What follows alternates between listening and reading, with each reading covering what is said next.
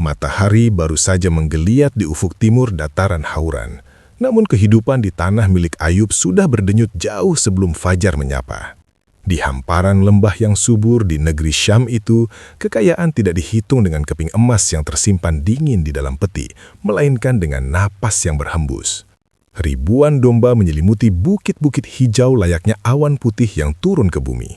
Suara embikan mereka bersahutan dengan lenguhan 500 pasang sapi yang sedang dipersiapkan untuk membajak ladang gandum yang menguning sejauh mata memandang.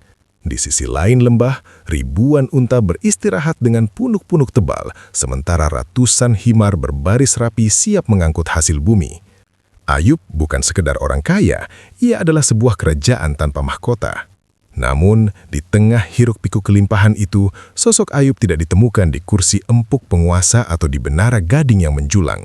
Ia berada di gerbang depan rumahnya yang tak pernah tertutup. Ayub, pria dengan wajah teduh yang memancarkan kewibawaan alami, berdiri menyambut tamu-tamunya. Mereka bukanlah saudagar kaya dari Damaskus atau pejabat istana, melainkan para musafir berdebu, janda-janda tua yang gemetar, dan anak-anak yatim yang perutnya kempis karena lapar. Aroma roti gandum yang baru dipanggang dan daging domba panggang menguar dari dapur umum yang didirikannya, menarik siapa saja yang membutuhkan suaka dari kejamnya kehidupan. Silahkan tuan-tuan, ibu-ibu, masuklah. Air telah disiapkan untuk membasuh kaki kalian yang lelah. Ucap Ayub dengan senyum yang tulus, seolah-olah merekalah yang memberinya kehormatan, bukan sebaliknya.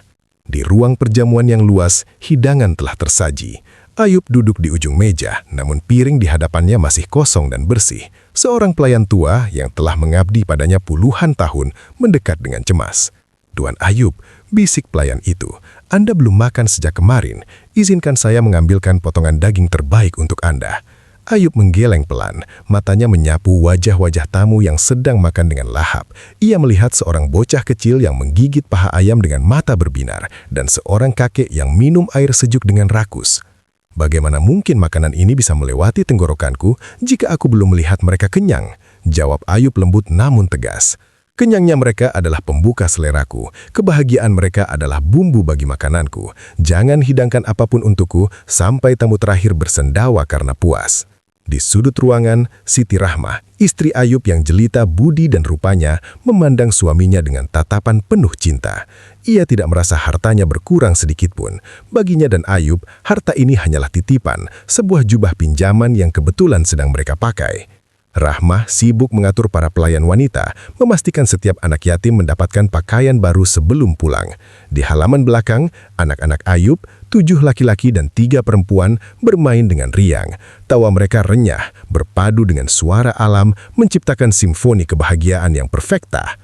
Mereka tumbuh dengan melihat ayah mereka sebagai teladan, bahwa tangan di atas bukan untuk menindas, tapi untuk merangkul. Kehidupan Ayub tampak seperti lukisan surga yang bocor ke dunia.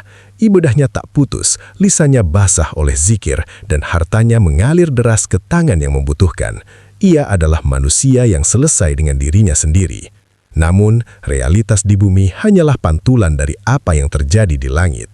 Di alam malakut, di mana waktu dan ruang tidak berlaku seperti di dunia fana, para malaikat sedang membicarakan hamba yang mulia itu. Mereka memuji Ayub sebagai manusia terbaik di zamannya.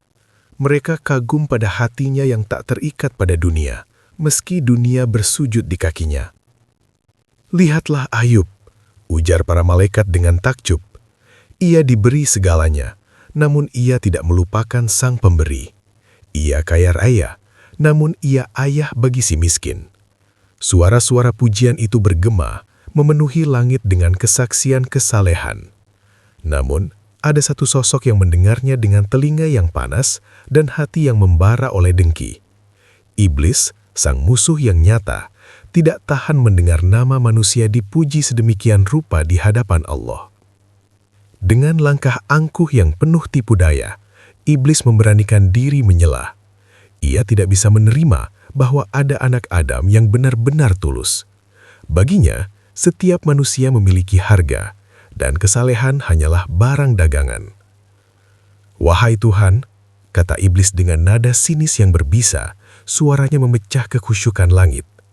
"Apakah engkau benar-benar percaya bahwa Ayub menyembahmu karena cinta? Tidak, Ia menyembahmu karena ia takut kehilangan apa yang engkau berikan padanya. Iblis melanjutkan argumennya dengan logika transaksional yang licik. Ayub taat karena perutnya kenyang, badannya sehat, anak-anaknya banyak, dan ternaknya memenuhi lembah. Hidupnya aman. Siapa yang tidak akan bersujud jika diberi kenikmatan sebanyak itu? Kesyukurannya itu palsu, itu bukan cinta, itu hanyalah upeti agar engkau terus melindunginya. Dialog itu menjadi titik balik takdir. Allah, yang maha mengetahui segala isi hati, tahu bahwa iman Ayub bukanlah kristal kaca yang mudah pecah, melainkan intan yang semakin ditekan semakin keras. Namun, untuk membungkam kesombongan iblis dan menjadikannya pelajaran abadi bagi seluruh umat manusia hingga akhir zaman, sebuah ujian besar harus digelar. Kau meragukan hambaku? Firman Allah, suara yang menggetarkan sendi-sendi alam semesta. Ujilah dia, tantang iblis dengan mata menyala penuh nafsu kehancuran. Izinkan aku menyentuh hartanya, izinkan aku merenggut kenyamanannya. Aku bersumpah, jika kenikmatan itu hilang, Ayub akan berhenti memujimu. Dia akan berpaling dan melupakanmu secepat dia melupakan mimpi di siang hari. Silahkan, Allah memberi izin, namun dengan batasan yang mutlak. Aku berikan engkau kekuasaan atas harta dan anak-anaknya untuk mengujinya. Tapi ingat, engkau tidak memiliki kuasa sedikitpun atas akal dan hatinya. Iblis menyeringai lebar. Ia turun kembali ke bumi dengan kecepatan cahaya, membawa serta pasukan kegelapan dan rencana-rencana jahat. Ia sudah membayangkan bagaimana ia akan membakar ladang-ladang itu, bagaimana ia akan mematahkan semangat Ayub dan membuatnya berteriak memaki takdir. Kembali di Hauran, matahari mulai terbenam. Ayub baru saja menyelesaikan sujud syukurnya setelah tamu terakhir pulang. Ia berdiri di beranda, memandang ladangnya yang mulai gelap diselimuti senja. Angin sore yang biasanya sejuk, tiba-tiba berhembus sedikit berbeda hari itu. Ada hawa panas yang ganjil, sebuah sensasi kering yang membuat bulu kuduknya meremang tanpa alasan yang jelas. Burung-burung gagak mulai berputar di atas langit peternakannya, bersuara parau seolah memberi tanda. Domba-domba di kandang mulai gelisah, menghentak-hentakan kaki seakan merasakan getaran bahaya dari perut bumi. Ayub menarik nafas panjang, mencoba menepis firasat buruk itu dengan berzikir. Ia tidak tahu bahwa percakapan tentang dirinya baru saja selesai di langit, dan benteng perlindungan atas harta bendanya telah diangkat. Malam itu, Ayub masuk ke dalam rumah, menutup pintu kayu tebalnya. Ia memeluk anak bungsunya sebelum tidur, tidak menyadari bahwa itu mungkin pelukan terakhir dalam kedamaian yang sempurna. Di luar, dalam kegelapan yang pekat, iblis telah berdiri di atas bukit tertinggi, mengumpulkan angin dan api, bersiap meniupkan badai pertama yang akan mengubah sejarah kesabaran manusia selamanya. Pagi itu, langit Hauran tidak biru seperti biasanya. Ada semburat kuning pucat yang menggantung di ufuk timur, seolah matahari sedang sakit dan enggan menampakkan wajahnya. Udara terasa berat, diam, dan mencekik. Burung-burung yang biasanya berkicau riang menyambut fajar, kini membisu, bersembunyi di balik dahan-dahan pohon zaitun yang daunnya mulai layu tanpa sebab. Di dalam mihrab pribadinya, Ayub sedang berdiri dalam kehusyukan yang sempurna. Ia sedang melaksanakan ibadah pagi, menutup dirinya dari dunia luar untuk berbicara dengan Sang Pencipta. Bagi Ayub, waktu-waktu ibadah adalah saat di mana ia melepaskan jubah kepemilikan duniawi.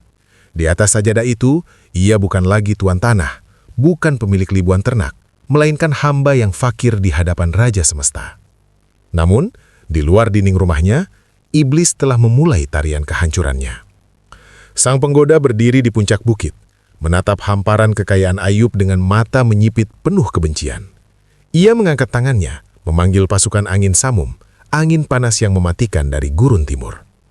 Iblis meniupkan bara dengki ke dalam pusaran angin itu, mengubahnya menjadi badai api yang tak terlihat namun nyata panasnya.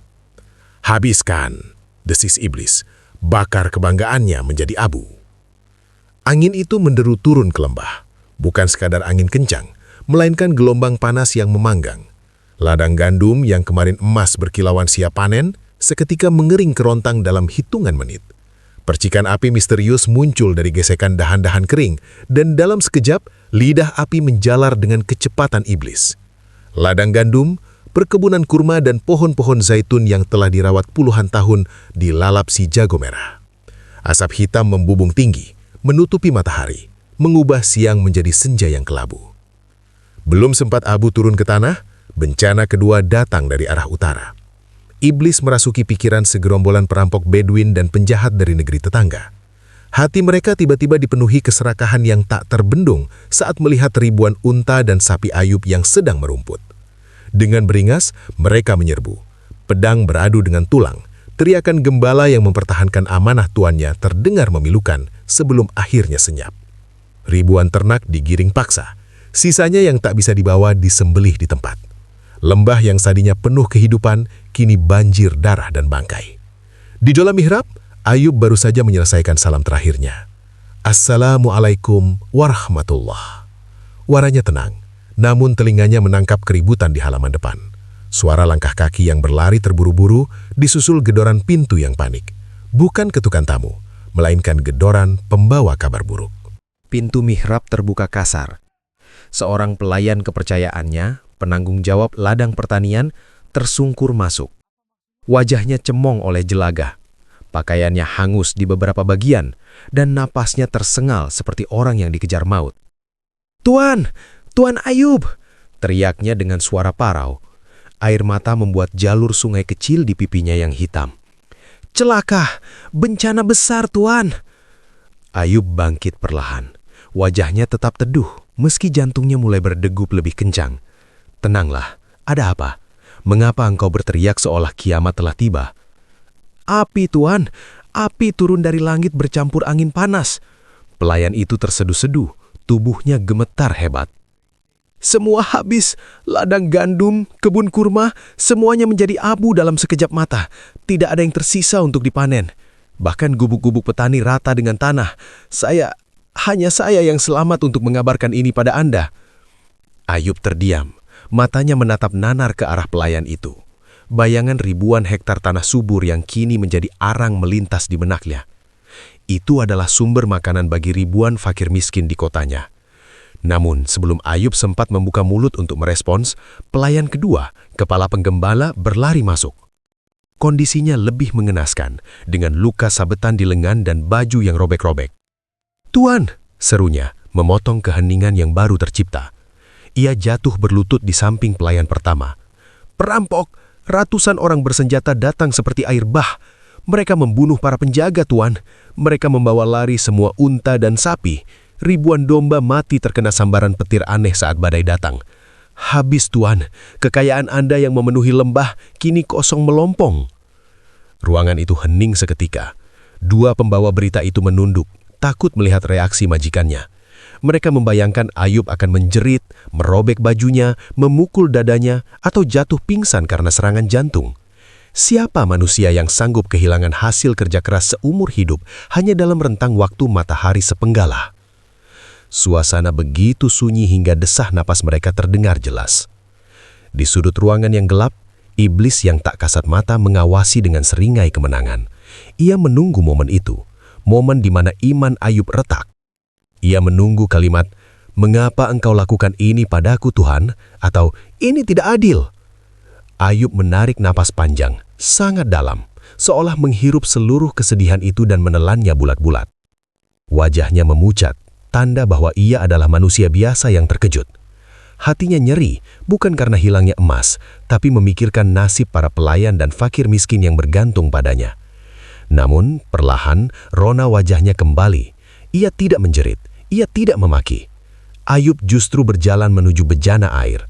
Ia membasuh wajahnya kembali, memperbaharui wuduknya yang belum batal, seolah ingin mendinginkan bara di hatinya dengan air suci. Kemudian, di hadapan dua pelayannya yang ternganga kebingungan, Ayub mengangkat kedua tangannya, bukan menggenggam tinju ke langit, tapi membuka telapak tangan tanda kepasrahan total. "Ya Allah, Engkau yang memberi, Engkau pula yang mengambil. Hartaku adalah milik-Mu, Tuhan, titipan-Mu. Aku datang ke dunia ini telanjang tanpa membawa apa-apa, dan aku akan kembali kepadamu telanjang tanpa membawa apa-apa." Tubuh Ayub meluruh ke lantai. Ia melakukan sujud syukur. Kening mulianya menyentuh debu sajadah. Punggungnya bergetar. Kali ini ia menangis. Tapi itu adalah tangisan seorang kekasih yang rindu, bukan tangisan saudagar yang bangkrut. Dalam sujudnya ia berbisik, "Segala puji bagimu ya Allah, yang telah meminjamkan nikmat ini sekian lama padaku. Jika kini engkau mengambilnya kembali, itu adalah hak mutlakmu. Jangan biarkan hilangnya dunia ini mengurangi cintaku padamu barang sedikit pun." Para pelayan itu saling berpandangan. Air mata mereka berhenti menetes, digantikan oleh rasa malu dan kekaguman yang menyentak jiwa. Mereka melihat tuan mereka tidak menjadi gila, malah menjadi semakin dekat dengan Tuhannya. Mereka merasakan ketenangan aneh merambat di ruangan itu, mengusir panikan yang mereka bawa. Di sisi lain dimensi, senyum iblis lenyap seketika. Wajahnya berubah merah padam karena murka. Ia mundur beberapa langkah seolah tertampar oleh cahaya yang memancar dari sujud Ayub. Mustahil. Bagaimana mungkin? Hartanya habis, tapi imannya justru menguat. Dia bersyukur di saat orang lain akan mengutuk takdir. Rencana pertamanya gagal total. Ayub tidak terikat pada harta. Tali yang mengikat hati Ayub kepada Allah terlalu kuat untuk diputus hanya dengan kemiskinan. Iblis menggenggam tangannya. Kuku-kukunya yang tajam menancap ke telapak tangan. Ia sadar, menyerang benda mati tidak akan mempan bagi Ayub. Ia harus menyerang sesuatu yang bernyawa, sesuatu yang merupakan belahan jiwa Ayub, sesuatu yang darah dagingnya sendiri. Tatapan iblis kini beralih menembus dinding menuju ruang tengah rumah besar itu, di mana anak-anak Ayub sedang berkumpul makan siang bersama. Tawa mereka terdengar riang, tidak menyadari bahwa ayah mereka baru saja jatuh miskin, dan tidak menyadari bahwa mata iblis kini sedang mentarget nyawa mereka sebagai taruhan berikutnya. Kau bisa merelakan hartamu Ayub, tapi mari kita lihat, apakah kau bisa bersujud syukur di atas mayat anak-anakmu? Setelah badai api dan penjarahan yang menyisakan abu di ladang-ladang Hauran, keheningan yang mencekam menyelimuti kediaman Ayub. Namun, bagi iblis, keheningan itu adalah kegagalan. Ia melihat Ayub masih tegak berdiri, masih bersujud, dan masih memuji Tuhan di tengah puing-puing kekayaannya yang musnah. Kemarahan sang penggoda memuncak.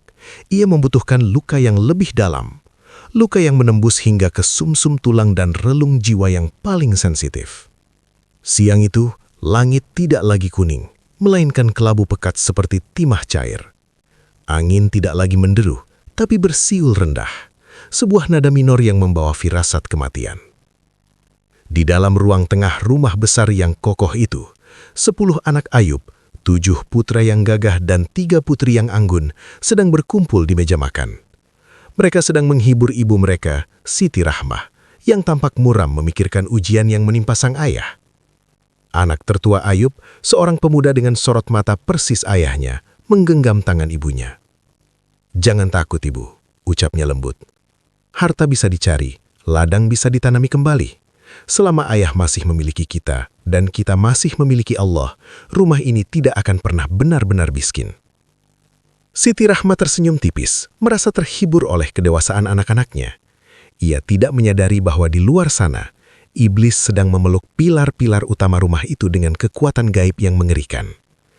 Iblis mengguncang fondasi bumi bukan dengan gemba biasa, melainkan dengan hentakan kebencian yang teramat sangat. Tiba-tiba, bumi di bawah kaki mereka bergetar hebat.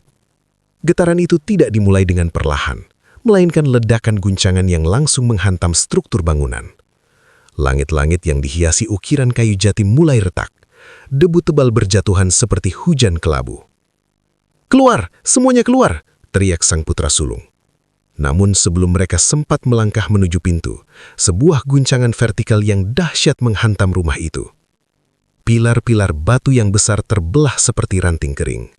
Atap rumah yang berat, yang selama puluhan tahun melindungi mereka dari panas dan hujan, kini berubah menjadi mesin pembunuh yang jatuh dengan kecepatan kilat. Brak! Suara dentuman itu memekakkan telinga, disusul oleh suara gemuruh reruntuhan yang menelan segala tawa dan harapan yang ada di dalamnya. Debu membubung tinggi ke angkasa, membentuk awan kematian yang menutup pandangan. Setelah itu, hanya ada kesunyian. Kesunyian yang lebih mengerikan daripada ledakan itu sendiri. Ayub yang sedang berada di luar bangunan untuk memeriksa sisa-sisa lumbungnya terpaku. Ia berbalik dan melihat istananya simbol kebahagiaan keluarganya, telah rata dengan tanah. Jantungnya seakan berhenti berdetak. Dunia di sekitarnya melambat. Ia berlari dengan langkah tertatih, debu masuk ke paru-parunya, namun ia tidak peduli. "Anak-anakku," suaranya parau, nyaris tak terdengar. Di sela-sela puing, ia melihat Siti Rahma merangkak keluar dengan tubuh penuh luka dan debu. Wanita itu selamat karena berada dekat pintu keluar, namun wajahnya menunjukkan kengerian yang tak terlukiskan. Ia menunjuk ke arah tumpukan batu besar yang kini mengubur ruang makan mereka. Ayub mulai menggali. Dengan tangan kosong yang biasanya ia gunakan untuk membelai kepala anak-anaknya, kini ia harus mengangkat bongkahan batu tajam yang melukai jemarinya. Darah merembes dari kuku-kukunya, namun ia terus menggali dalam bisu. Siti Rahmah ikut membantu, kuku-kukunya yang halus pecah, air matanya membasahi debu di pipinya menjadi aliran lumpur duka. Satu persatu, tubuh-tubuh yang tak bernyawa itu ditemukan. Anak laki-lakinya yang tadi bicara dengan gagah, kini terbujur kaku dengan kepala tertimpa balok kayu. Putri-putrinya yang cantik ditemukan berpelukan dalam maut, seolah mencoba saling melindungi di detik-detik terakhir. 10 anak, 10 buah hati yang merupakan harta paling berharga dalam hidup Ayub, kini tergeletak berjajar di atas tanah yang dingin, tertutup kain kafan darurat dari sisa-sisa gorden rumah yang robek. Dunia seolah berhenti berputar bagi Ayub. Inilah titik di mana kemanusiaan seseorang diuji hingga ke batas yang paling ekstrim. Menghadapi kehilangan harta adalah satu hal, namun menatap 10 jenazah anak kandung secara bersamaan adalah neraka bagi setiap orang tua. Siti Rahmah tidak kuat lagi. Ia jatuh tersungkur di samping jenazah putra bungsunya, meraung dalam tangis yang menyayat hati. Suaranya memecah keheningan padang pasir, sebuah rintihan yang mampu membuat batu sekalipun ikut menangis. "Wahai anak-anakku, mengapa begitu cepat? Mengapa kita ya Ayub? Mengapa semua ini terjadi sekaligus?" Ayub berdiri mematung di ujung barisan jenazah itu. Tubuhnya gemetar hebat, dadanya sesak seolah ada tangan raksasa yang meremas jantungnya. Air matanya mengalir deras, membasahi jenggotnya yang kini kotor oleh debu reruntuhan. Ini adalah air mata manusiawi, air mata seorang ayah yang kehilangan dunianya. Iblis berdiri di balik bayangan sebuah pohon mati, mengamati dengan penuh harap. Ia menunggu Ayub akan merobek bajunya, mengutuk hari kelahirannya, atau yang paling ia inginkan, menggugat keputusan Allah yang terasa sangat tidak adil. Ayub menarik nafas panjang yang terdengar seperti rintihan luka. Ia mendekati istrinya, memegang bahunya dengan tangan yang gemetar, namun masih memiliki kehangatan sisa iman. "Rahmah," bisik Ayub, suaranya pecah namun ada nada ketegasan di dalamnya. "Ingatlah, siapa yang memberi mereka kepada kita?" Rahmah mendongak dengan mata sembab, terisak hebat. "Allah yang memberi," lanjut Ayub dengan air mata yang terus jatuh. "Dulu kita tidak memiliki mereka, lalu Allah meminjamkan mereka kepada kita selama bertahun-tahun untuk menyenangkan hati kita. Kini sang pemilik ingin mengambil kembali titipannya. Apakah kita layak marah ketika pemilik mengambil apa yang memang miliknya?" Ayub kemudian berlutut di tengah-tengah jenazah anak-anaknya. Ia tidak menyalahkan setan, ia tidak menyalahkan takdir, ia tidak menyalahkan angin. Ia menengadahkan wajahnya yang basah ke langit kelabu. "Ya Allah," ucapnya dengan bibir yang bergetar. "Engkau tahu bahwa aku mencintai mereka, tapi Engkau juga tahu bahwa aku lebih mencintaimu daripada mereka. Jika kematian mereka adalah jalan untuk membersihkan hatiku dari keterikatan dunia, maka aku ridho. Hamba-Mu ini ridho, wahai Tuhanku." Ayub mencium kening anak-anaknya satu persatu untuk terakhir kalinya. Setiap ciuman adalah sebuah perpisahan yang merobek jiwa, namun setiap kali ia berdiri, imannya tampak semakin kokoh, seolah setiap beban yang menimpanya justru menjadi anak tangga untuk naik lebih tinggi ke sisi Tuhan. Iblis yang menyaksikan pemandangan itu menggeram marah. Ia menendang debu di bawah kakinya. Rencana keduanya gagal lagi. Kehilangan anak yang biasanya sanggup membuat manusia menjadi gila atau kehilangan akal sehat, justru membuat Ayub semakin tenggelam dalam kepasrahan yang absolut. Namun iblis belum selesai. Ia melihat Ayub masih memiliki satu hal yang tersisa dalam dirinya, kekuatan fisik. Ayub masih bisa berdiri tegak, masih bisa mengurus jenazah, dan masih bisa menghibur istrinya dengan tubuhnya yang sehat.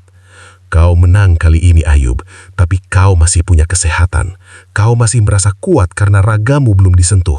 Mari kita lihat seberapa jauh sabarmu saat tubuhmu sendiri menjadi penjara yang menyiksa. Malam itu, di bawah sisa-sisa atap yang hancur, Ayub merebahkan tubuhnya yang lelah di samping istrinya yang masih terisak dalam tidur. Ia tidak tahu bahwa saat ia memejamkan mata, iblis sedang menyiapkan racun yang akan disusupkan ke dalam setiap pori-pori kulitnya, sebuah ujian yang akan membuat kematian anak-anaknya terasa seperti permulaan dari derita yang jauh lebih panjang. Kemiskinan adalah sebuah ujian, dan kehilangan anak adalah tragedi yang meremukan. Namun, selama raga masih kuat, manusia seringkali merasa masih memiliki benteng terakhir untuk bertahan. Iblis memahami hal ini dengan sangat baik.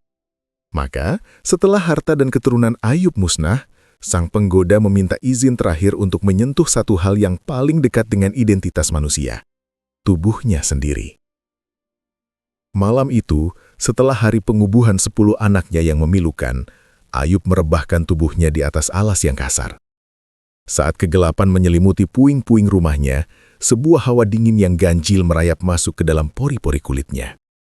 Bukan dingin yang menyegarkan, melainkan dingin yang membawa rasa perih, seolah ribuan jarum kecil yang telah dicelupkan ke dalam cuka dan api sedang menusuk-nusuk permukaannya secara bersamaan. Keesokan harinya, fajar menyinari pemandangan yang mengerikan. Di lengan, dada dan kaki Ayub muncul bintik-bintik merah keunguan yang panas. Dalam hitungan jam, bintik itu berubah menjadi lepuhan yang mengeluarkan cairan bening yang berbau anyir. Penyakit itu menyebar dengan kecepatan yang tidak masuk akal, merayap dari ujung kaki hingga ke pangkal rambut, menyisakan hanya hati dan lidahnya yang tetap sehat, sebagaimana batasan yang telah ditetapkan Allah bagi iblis. Rasa sakitnya bukan sekedar perih kulit yang terkelupas. Setiap kali ia bergerak, kulitnya terasa ditarik paksa. Setiap kali ia bernafas, gesekan kain kasar pakaiannya pada luka terasa seperti sayatan sembilu. Panas tubuhnya meningkat, dan aroma yang keluar dari luka-luka itu mulai memenuhi ruangan kecil yang tersisa di rumahnya. Aroma yang melambangkan pembusukan sebelum kematian. Namun, rasa sakit fisik itu ternyata hanyalah pembuka bagi luka yang jauh lebih dalam, pengkhianatan dunia. Dalam beberapa minggu, Ayub bukan lagi sosok yang dikagumi di seantero Syam. Kabar tentang penyakit aneh yang menimpa sang mantan bangsawan itu menyebar lebih cepat daripada api yang membakar ladangnya. Orang-orang yang dulu berebut mencium tangannya, kini menutup hidung bahkan saat baru berada di ujung jalan menuju rumahnya. Suatu sore, Ayub mencoba duduk di depan pintu, berharap angin sepoi bisa mendinginkan luka-lukanya yang membara.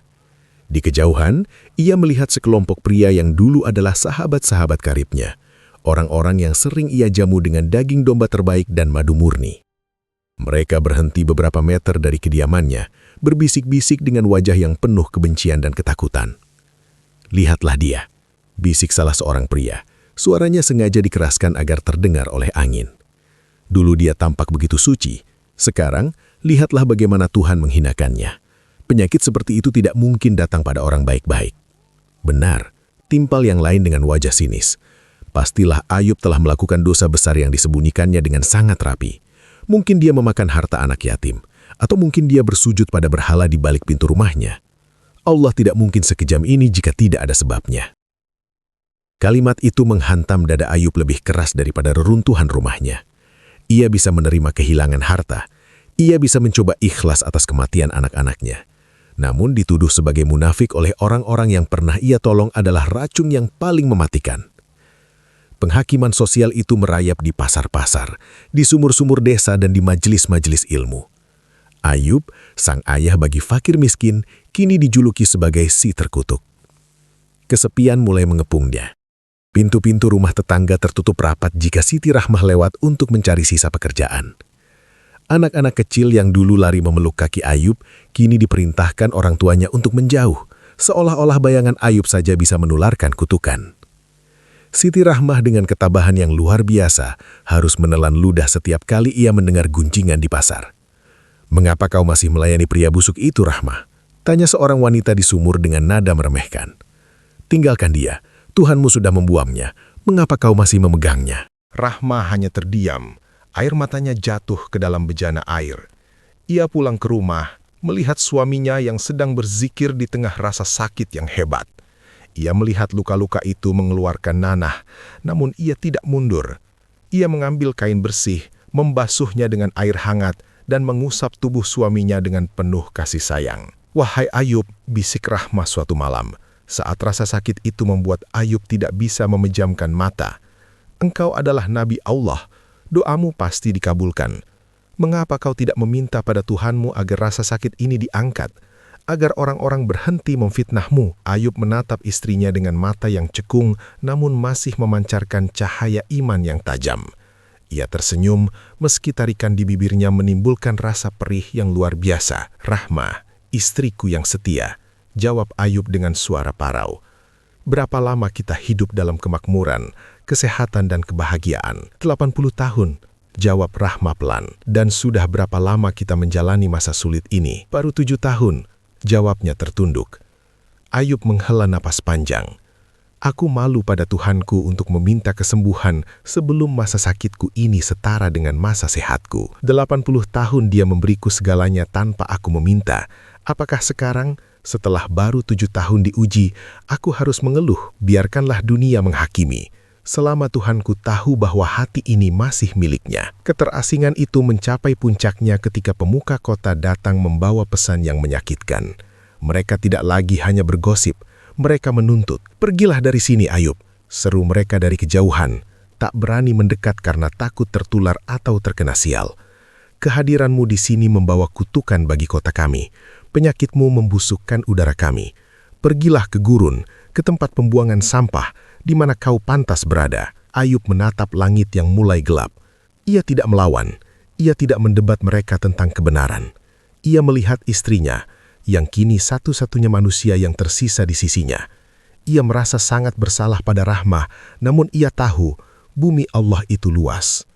Malam itu, dengan bantuan tongkat kayu yang rapuh dan pundak istrinya yang mulai membungkuk karena beban hidup, Ayub melangkah keluar dari kota yang pernah memujanya.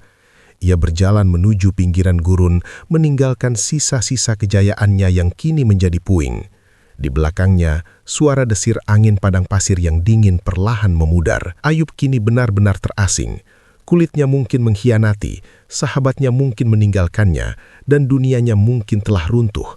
Namun di dalam dadanya, api tauhid justru semakin berkobar di tengah dinginnya pengasingan. Iblis yang mengawasi perjalanan sunyi itu mulai merasa cemas. Ia telah merenggut segalanya, bahkan martabat sosial Ayub, namun ia belum mendengar satupun kata keluhan. "Akan kubuat kau merasa benar-benar sendirian, Ayub. Akan kupastikan satu-satunya orang yang kau miliki di dunia ini pun akan pergi darimu." Dunia seolah menciut bagi Ayub dan Rahmah. Jalanan berdebu yang dulu mereka lalui dengan kereta kencana dan pengawalan ketat, kini terasa begitu panjang dan menyakitkan. Setiap langkah Ayub adalah perjuangan melawan rasa nyeri yang menjalar dari telapak kaki hingga ke tulang belakang. Di sampingnya, Siti Rahmah memapah tubuh suaminya yang kian kurus, menjadi tongkat bernafas bagi pria yang dunianya baru saja kiamat. Mereka akhirnya berhenti di sebuah gubuk reot di tepian padang tandus, jauh dari batas kota yang masih menyisakan aroma caci maki penduduk. Gubuk itu tak lebih dari susunan batu kering dan atap rumbia yang bocor, berdiri di dekat tempat pembuangan sampah dan sisa-sisa reruntuhan. Disinilah, Sang Ratu Syam dan suaminya memulai babak baru kehidupan mereka sebagai orang buangan. Fokus kehidupan kini bergeser sepenuhnya pada pundak Siti Rahmah. Dulu, Rahmah adalah wanita yang tangannya tak pernah menyentuh kasarnya cucian. Ia adalah putri bangsawan, cucu dari Nabi Yusuf alaihi salam yang mewarisi kecantikan dan keanggunan yang legendaris. Kulitnya halus, pakaiannya sutra, dan setiap keinginannya dipenuhi oleh puluhan pelayan yang bersimpuh di hadapannya. Namun kini, semua kemewahan itu terasa seperti mimpi dari kehidupan orang lain. Setiap pagi, sebelum matahari benar-benar naik, Rahmah sudah harus bangun. Dengan pakaian yang kini penuh tambalan, ia berjalan kaki berkilo-kilometer kembali menuju pinggiran kota. Ia tidak pergi untuk meminta-minta, karena harga dirinya sebagai istri seorang nabi tidak mengizinkannya merendah di hadapan manusia. Ia pergi untuk menawarkan tenaga. "Apakah ada baju yang perlu dicuci?" tanyanya di depan pintu rumah-rumah warga yang dulu sering menghadiri perjamuannya. Sebagian besar pintu tertutup di depan wajahnya. Sebagian lagi menghinanya. "Bukankah kau istri si pesakit itu?" tanya seorang wanita kaya dengan nada jijik sambil melemparkan seonggok kain kotor ke tanah. "Cuci ini sampai bersih. Jangan sampai bau busuk suamimu menempel di kainku. Jika ada satu noda tersisa, jangan harap kau mendapat sekeping roti pun." Rahma menunduk, memungut kain itu tanpa kata. Tangannya yang dulu hanya memegang tasbih dan sutra, kini mulai melepuh karena air sabun yang keras dan gesekan batu kali. Kuku-kukunya yang dulu terawat kini patah dan menghitam. Ia menghabiskan berjam-jam berlutut di tepi sungai, mengucek pakaian orang lain di bawah terik matahari yang menyengat, hingga punggungnya terasa seolah akan patah. Upahnya? Seringkali hanya sekerat roti kering yang sudah keras, atau sisa-sisa gandum yang nyaris berjamur.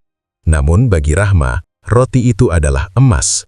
Ia akan membungkusnya dengan hati-hati, berlari pulang melewati padang tandus agar suaminya bisa makan.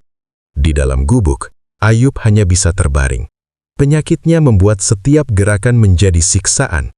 Ia melihat istrinya pulang dengan wajah kusam, peluh bercucuran, dan tangan yang gemetar kelelahan.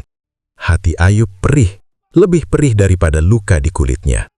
"Wahai Rahmah," ucap Ayub suatu sore. Suaranya serak menahan haru. "Sungguh, Allah akan membalas setiap tetes keringatmu. Engkau adalah ratu yang terpaksa menjadi pelayan karena ketetapan Tuhanku padaku." Rahmah mendekat, mencoba tersenyum meski bibirnya pecah-pecah karena dehidrasi.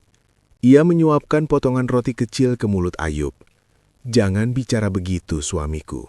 Dulu kau memberiku kemuliaan selama puluhan tahun. Kau menjadikanku wanita paling bahagia di negeri ini.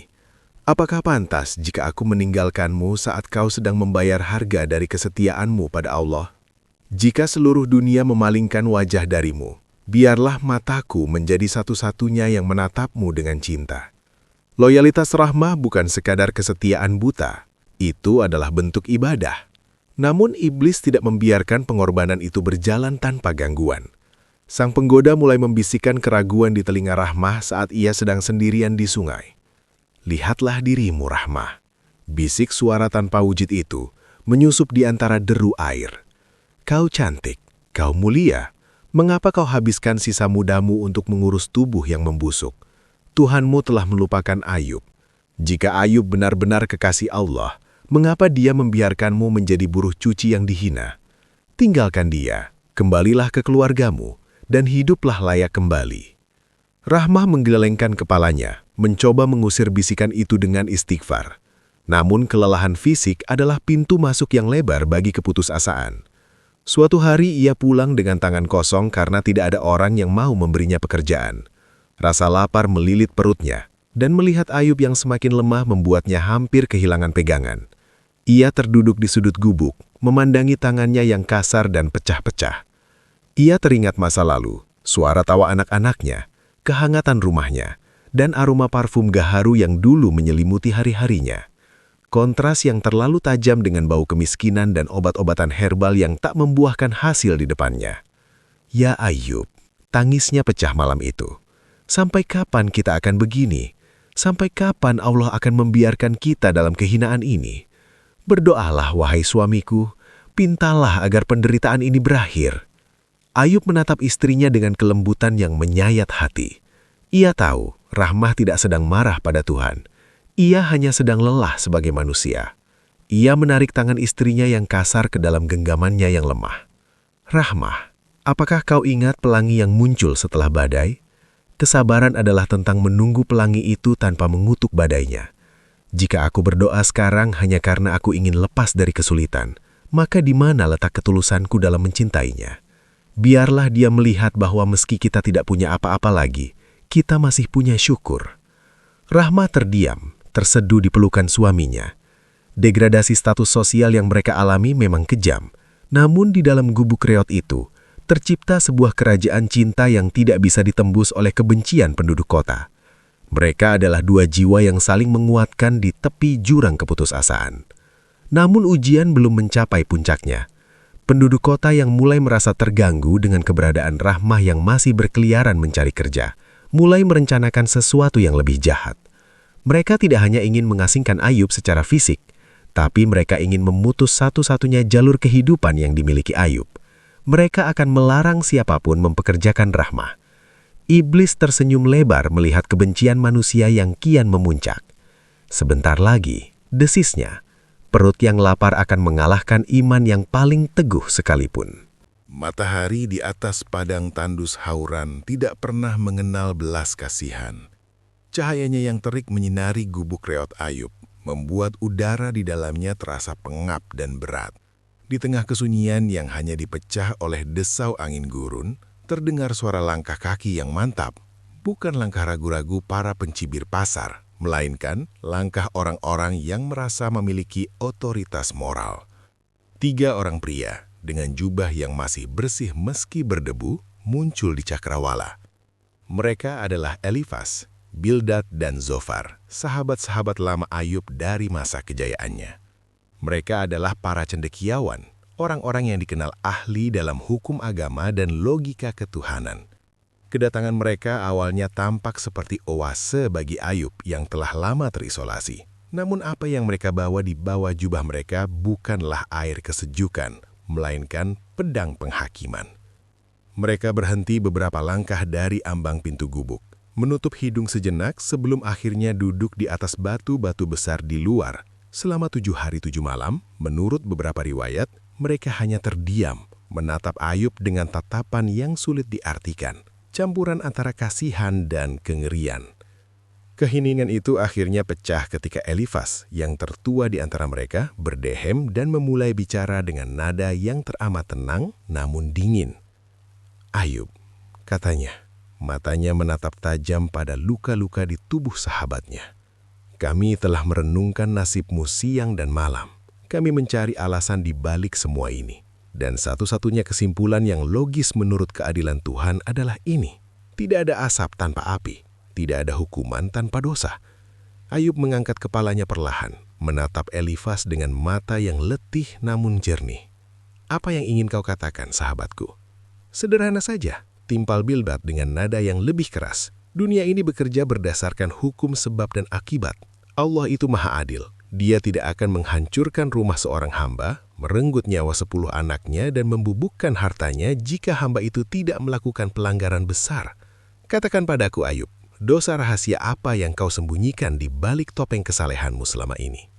Inilah debat teologi yang paling menyakitkan dalam hidup Ayub. Ketiga temannya mewakili logika manusia yang sempit, logika yang menganggap bahwa penderitaan adalah tanda kemurkaan Tuhan dan kemakmuran adalah tanda ridhonya.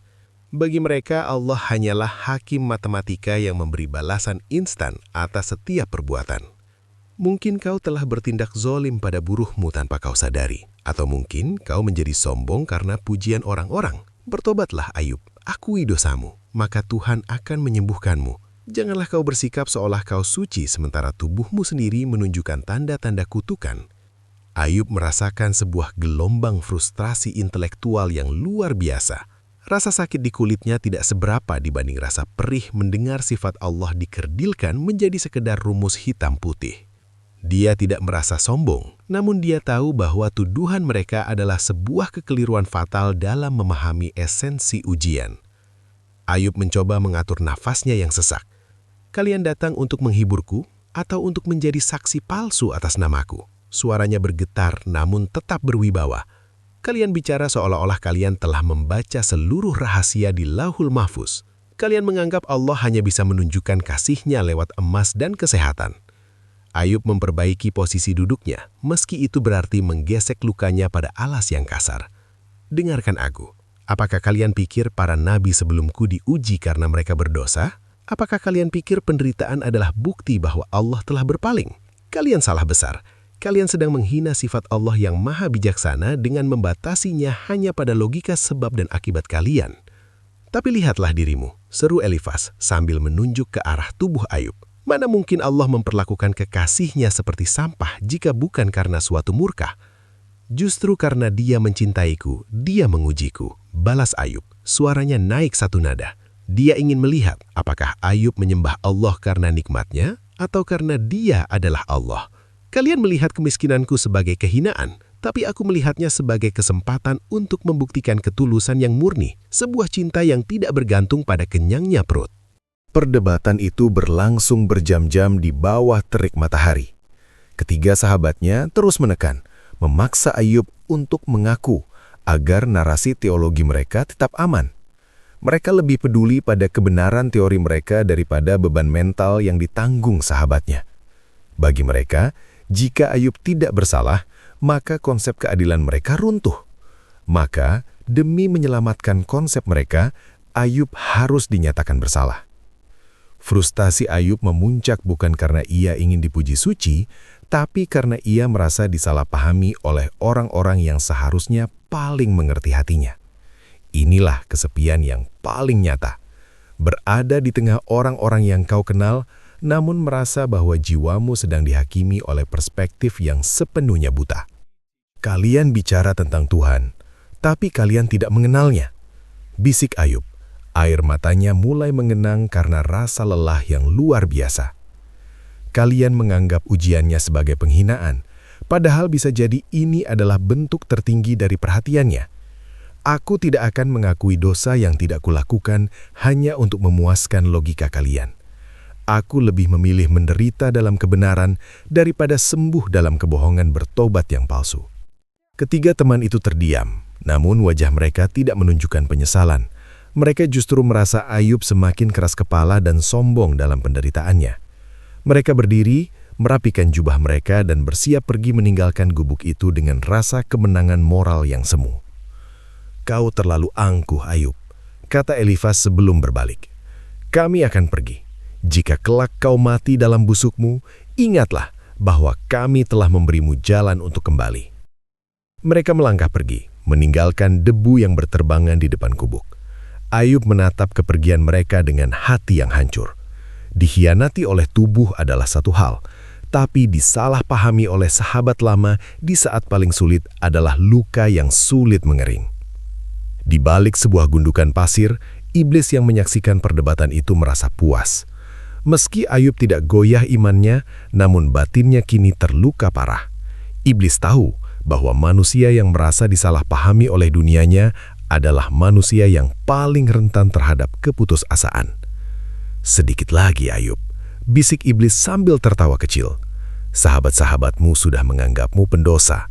Sekarang mari kita lihat bagaimana jika satu-satunya orang yang masih percaya padamu mulai meragukan ketaatanmu.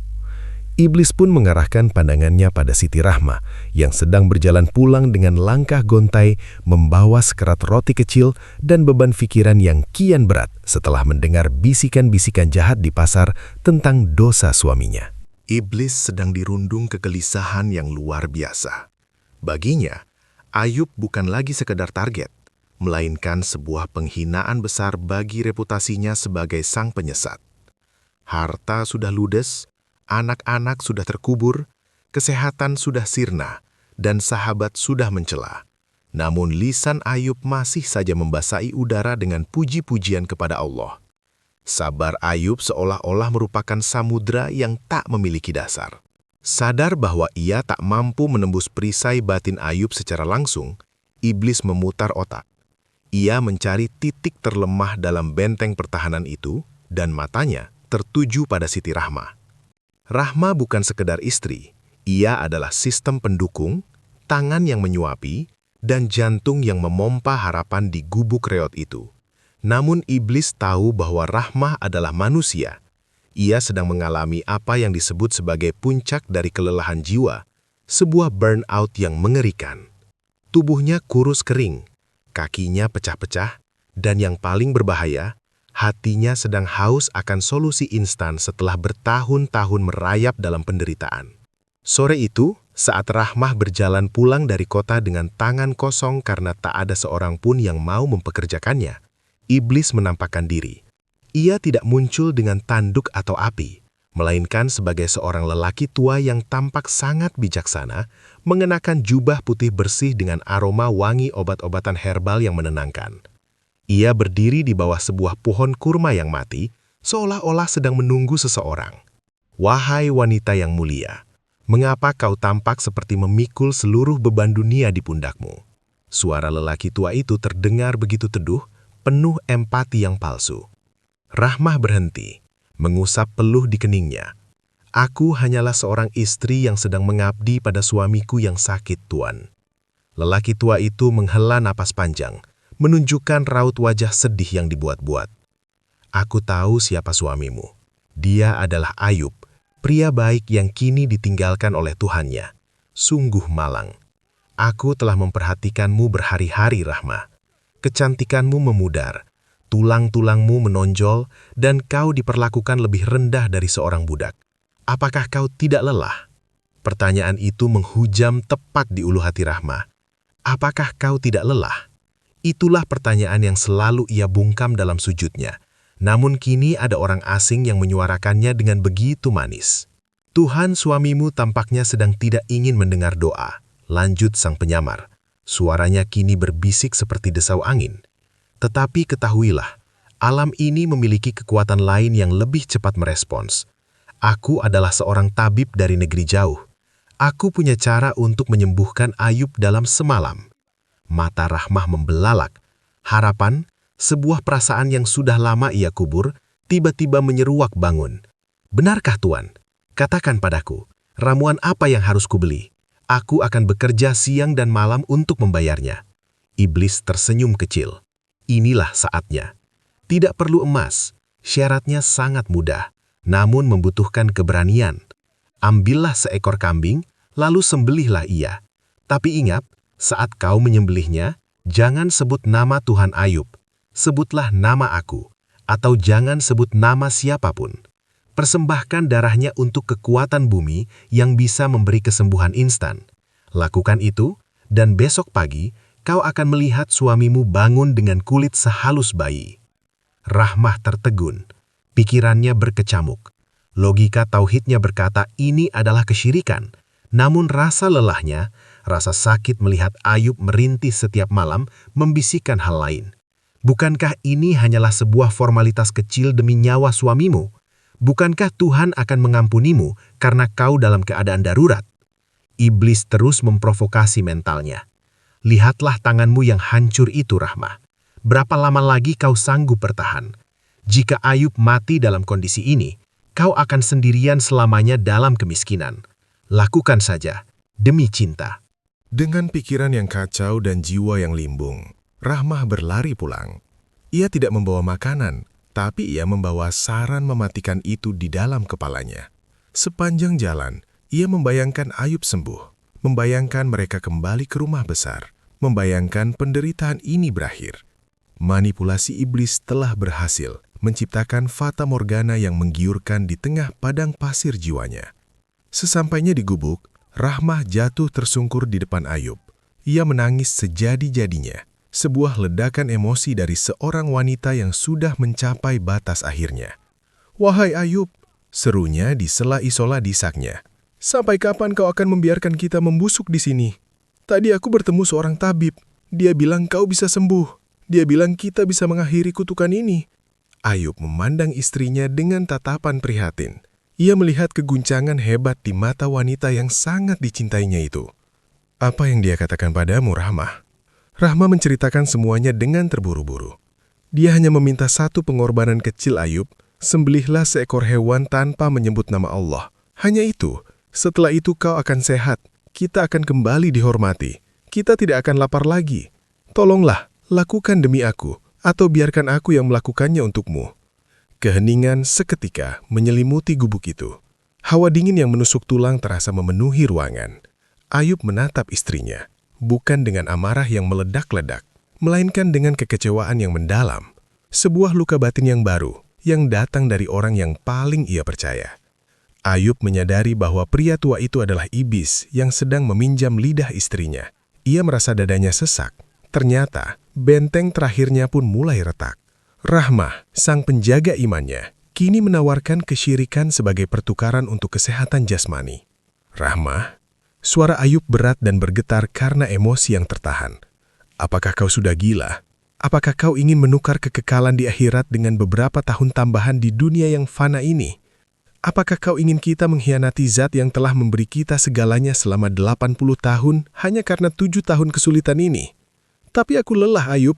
Aku tidak kuat lagi melihatmu menderita. Teriak Rahmah menutup wajahnya dengan tangan yang kasar.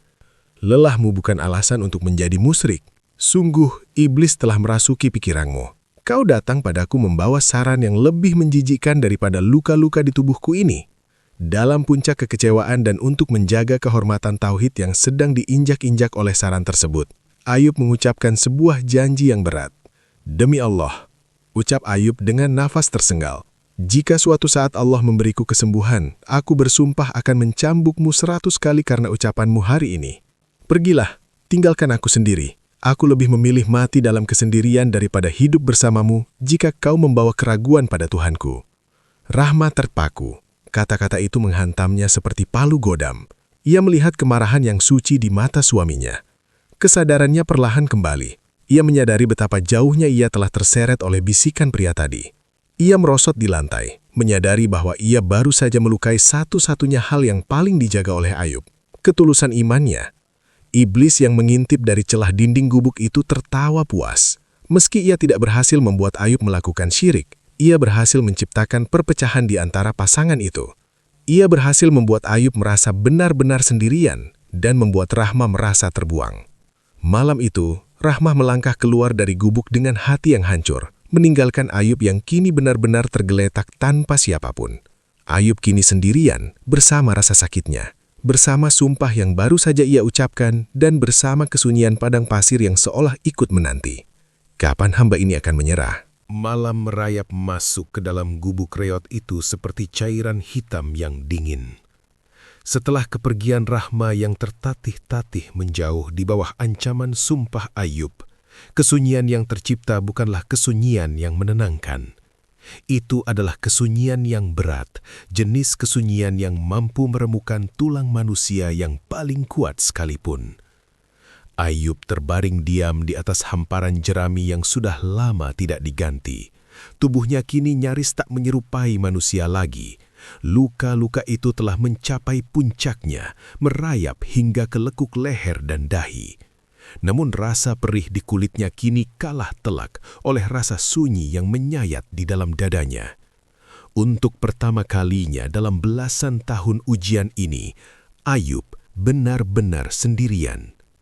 Harta sudah menjadi abu, anak-anak sudah menjadi kenangan di bawah gundukan tanah, sahabat telah menjadi hakim yang menghujat, dan kini Rahmah, satu-satunya tangan yang pernah menyentuhnya dengan cinta saat dunia jijik melihatnya, telah pergi. Iblis berdiri di pojok ruangan yang gelap, tersembunyi di balik bayang-bayang pilar gubuk yang rapuh. Ia menatap Ayub dengan tatapan lapar. Ia merasa ini adalah babak terakhir. Di mata iblis, Ayub adalah benteng yang seluruh dindingnya sudah runtuh, hanya menyisakan satu tiang kecil yang gemetar. "Tidakkah kau lihat, Ayub?" bisik iblis, kali ini tanpa penyamaran. Suaranya menderu seperti angin malam yang dingin.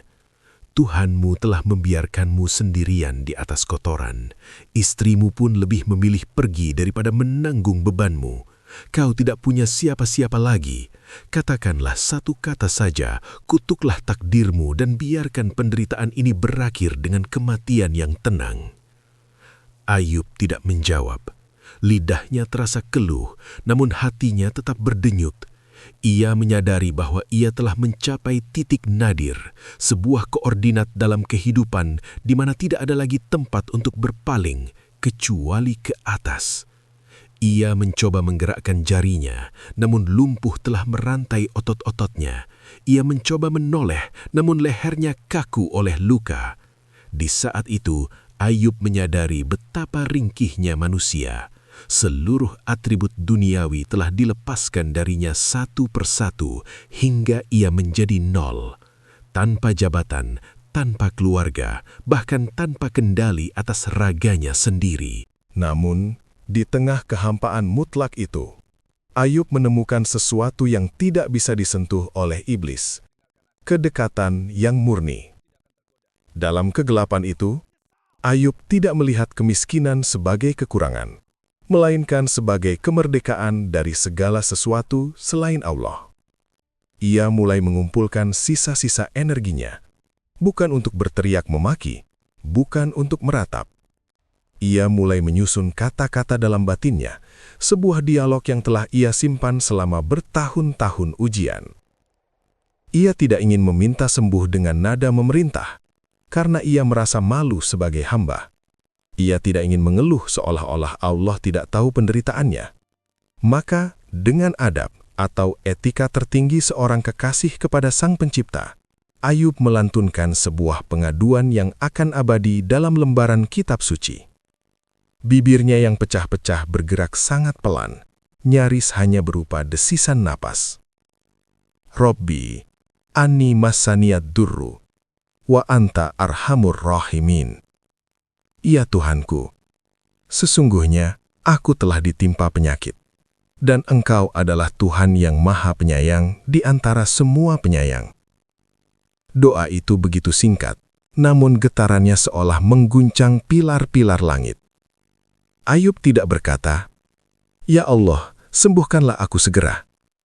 Ia juga tidak berkata, "Aku sudah tidak kuat lagi." Secara tersirat, Ayub sedang berkata, "Ya Allah, kondisi ini menyakitkan, tapi aku tahu Engkau adalah yang Maha Penyayang. Jika Engkau membiarkan ini terjadi, aku yakin ada kasih sayang-Mu yang tersembunyi di dalamnya. Aku hanya mengadu padamu tentang keadaanku, namun aku tidak akan pernah meragukan sifat kasih-Mu." Inilah puncak dari ketulusan, sebuah pengaduan yang dibungkus dengan pujian. Ayub mengakui kelemahannya sebagai makhluk yang ditimpa penyakit. Namun di saat yang sama, ia mengagungkan keagungan Tuhan sebagai yang Maha Penyayang. Ia meletakkan penyakitnya di samping sifat kasih Allah, membiarkan Allah yang memutuskan kapan dan bagaimana penderitaan itu harus berakhir. Seketika, atmosfer di dalam gubuk itu berubah. Hawa dingin yang dibawa iblis menguap, digantikan oleh kehangatan yang tak kasat mata, namun terasa hingga ke relung jiwa. Iblis tersentak mundur, tangannya menutupi wajahnya seolah-olah ada cahaya yang sangat terang baru saja meledak dari tubuh Ayub. Iblis melolong kesakitan. Ia menyadari bahwa ia baru saja kalah dalam taruhan paling besar dalam sejarahnya. Ayub tidak hancur. Ayub justru menemukan surga di tengah puing-puing gubuknya.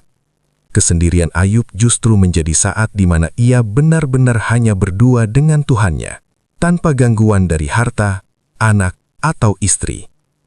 Di luar gubuk, awan-awan hitam yang telah menggantung selama bertahun-tahun mulai bergeser. Bintang-bintang tampak bersinar lebih terang di atas padang tandus itu. Ayub merasakan ketenangan yang luar biasa meresap ke dalam jantungnya. Ia merasa seolah-olah beban ribuan ton telah diangkat dari pundaknya. Rasa sakit di kulitnya masih ada, namun batinnya sudah terbang melampaui rasa sakit itu. Ia telah lulus dari ujian mental dan spiritual yang paling berat. Sementara itu, di kejauhan, Siti Rahmah berdiri mematung di kegelapan gurun. Ia menangis sesenggukan, menyesali ucapannya. Namun ia terlalu malu untuk kembali setelah sumpah suaminya. Ia memandang ke arah gubuk, merasakan ada sesuatu yang sedang terjadi di sana. Sebuah perubahan besar yang tidak bisa dijelaskan dengan kata-kata. Ayub memejamkan matanya dengan damai. Ia tidak tahu bahwa detik itu juga, perintah dari Arash telah turun. Bumi diperintahkan untuk menyiapkan rahasianya, dan air diperintahkan untuk menyimpan penawarnya. Masa penantian telah usai. Sang kekasih telah membuktikan kesetiaannya di titik yang paling rendah, dan kini saatnya Sang Pencipta memuliakannya kembali di titik yang paling tinggi. Iblis menghilang ke dalam kegelapan malam dengan kekalahan yang memalukan. Dan di dalam gubuk yang gelap itu, Ayub tetap berzikir. menanti fajar yang akan membawa mujizat yang tak pernah terbayangkan oleh logika manusia. Fajar menyingsing di ufuk timur dengan warna merah delima yang membelah kegelapan. Udara pagi itu tidak lagi membawa hawa panas yang menyesakkan, melainkan embun yang sejuk dan aroma tanah yang segar. Seolah-olah alam semesta sedang menahan napas menyaksikan sebuah janji yang akan ditepati. Di dalam gubuknya, Ayub masih dalam posisi pasrahnya. Namun keheningan batinnya tiba-tiba terusik oleh sebuah suara yang tidak terdengar oleh telinga, melainkan bergema langsung di dalam jiwanya. Itu adalah wahyu yang datang membawa perintah singkat namun penuh otoritas.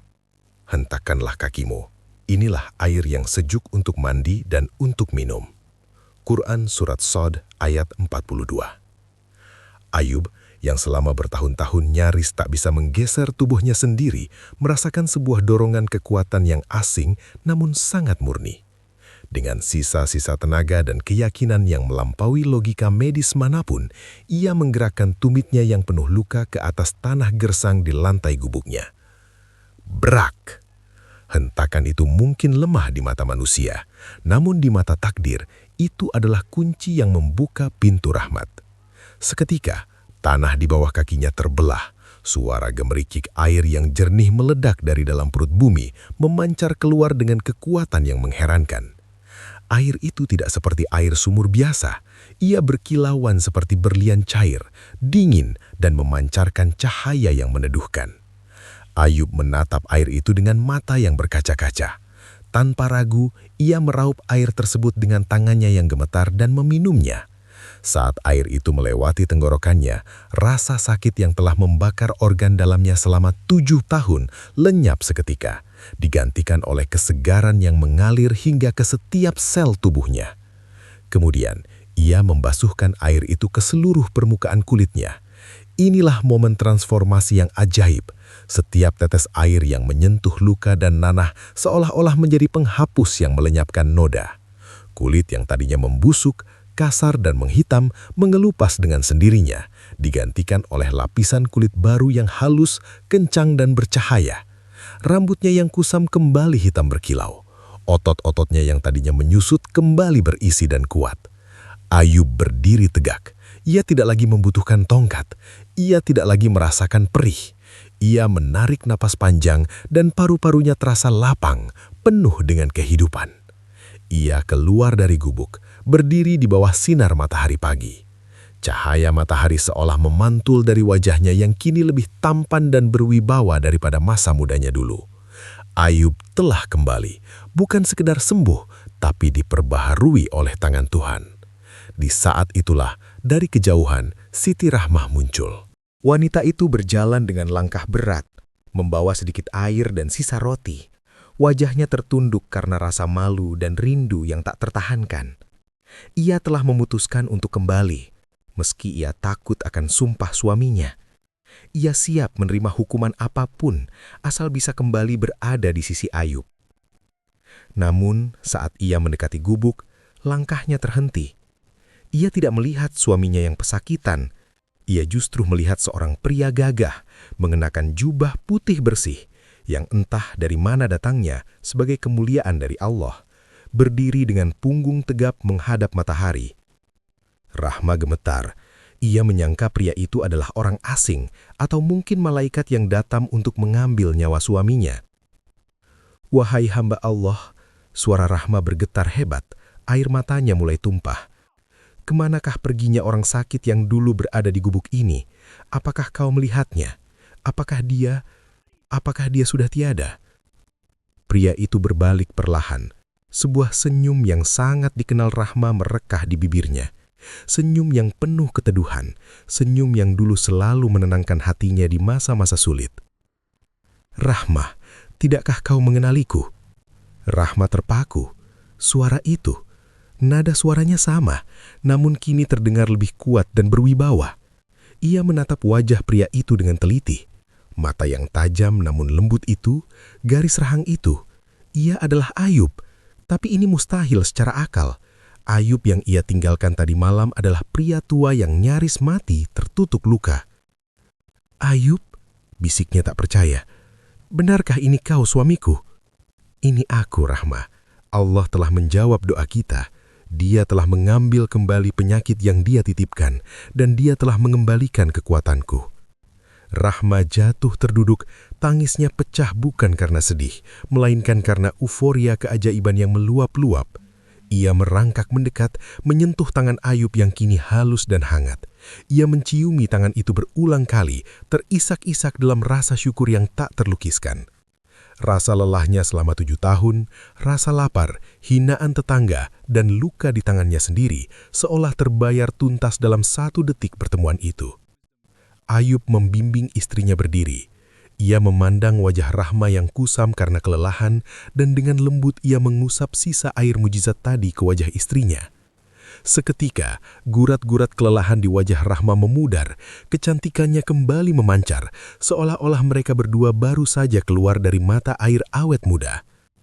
"Segala puji bagi Allah," seru Rahma sela tangis bahagianya. "Dia tidak meninggalkan kita, Ayub. Dia benar-benar tidak meninggalkan kita." Momen reuni itu dipenuhi oleh atmosfer kelegaan yang luar biasa. Langit hauran seolah ikut tersenyum. Namun, di tengah kebahagiaan itu, Ayub teringat akan satu hal, sesuatu yang sempat terlupakan dalam euforia kesembuhannya. Ia teringat akan sumpah yang ia ucapkan atas nama Allah saat ia sedang marah di dalam gubuk. Sumpah untuk mencambuk Rahma 100 kali.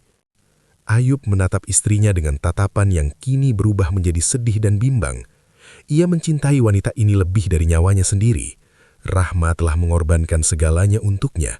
Bagaimana mungkin tangan yang kini telah sembuh ini tega mengayunkan cambuk kepada wanita yang telah menjadi malaikat tak bersayap baginya selama masa-masa tergelapnya?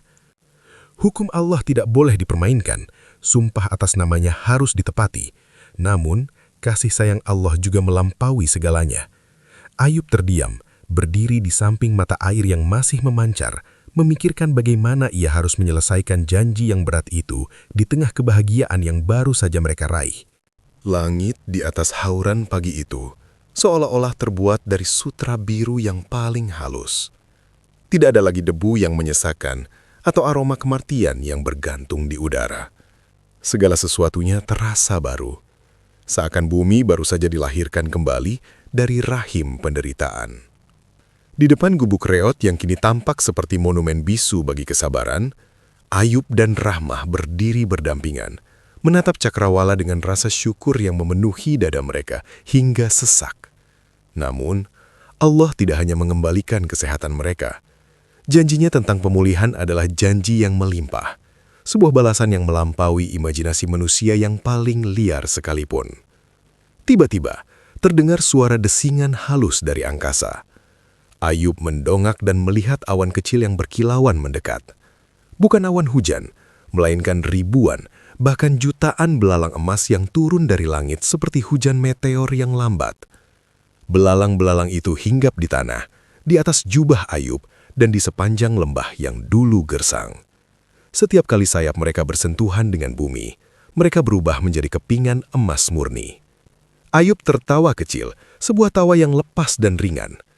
Ia membentangkan jubahnya mengumpulkan belalang-belalang emas itu bukan karena serakah, melainkan sebagai tanda penerimaan atas karunia Tuhannya. "Dulu aku tidak pernah kenyang memujimu saat aku miskin," bisik Ayub ke langit. "Maka, biarlah aku tidak pernah puas mensyukurimu saat engkau kembali mempercayaiku dengan amanah ini." Keajaiban tidak berhenti di sana.